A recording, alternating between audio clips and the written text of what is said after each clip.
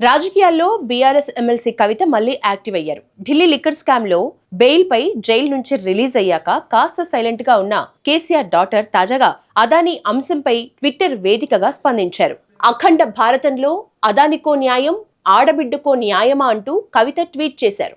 ఆధారాలు లేకున్నా ఆడబిడ్డను కాబట్టి అరెస్ట్ చేయటం ఈజీ, ఆధారాలు ఉన్నా అదానిని అరెస్ట్ చేయటం మాత్రం కష్టమా అంటూ కేంద్ర ప్రభుత్వ సంస్థల్ని ఆమె నిలదీశారు. ఎన్నిసార్లు ఆరోపణలొచ్చినా ప్రధాని అదాని వైపేనా అంటూ సూటిగా ప్రశ్నించారు కవిత.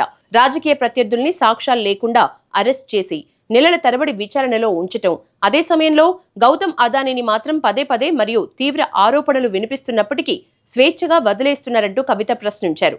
కేంద్ర ప్రభుత్వం అదానిపై ఎందుకు చర్యలు తీసుకోవటం లేదంటూ కవిత తన ట్వీట్లో డిమాండ్ చేశారు. ఢిల్లీ లిక్కర్ స్కామ్ కేసులో కవితను సిబిఐ, ఈడీ అరెస్ట్ చేయడంతో తీహార్ జైల్లో ఉన్నారు. కవితకు సుప్రీంకోర్టు బెయిల్ మంజూరు చేయడంతో 164 రోజుల తర్వాత బయటకొచ్చారు. కవిత హైదరాబాద్ కి వచ్చిన తర్వాత ప్రస్తుత రాజకీయ పరిణామాలపై స్పందించడం ఇదే తొలిసారి కావటం గమనార్హం. అమెరికాలోని న్యూయార్క్ కోర్టులో గౌతమ్ అదానీ సహా 7గురిపై నమోదైన కేసులో స్టాక్ మార్కెట్లు అదానీ షేర్లు కుప్పకూలాయి. ఆయన కంపెనీల షేర్లు 10 నుంచి 22% వరకు నష్టపోయాయి. సౌర విద్యుత్ కొనుగోలు ఒప్పందం కోసం వేర్వేరు రాష్ట్రాల ముఖ్యమంత్రులకు అదానీ గ్రూప్ 2029 కోట్ల లంచాలు ఇచ్చినట్లు ఆరోపణలు ఉన్నాయి.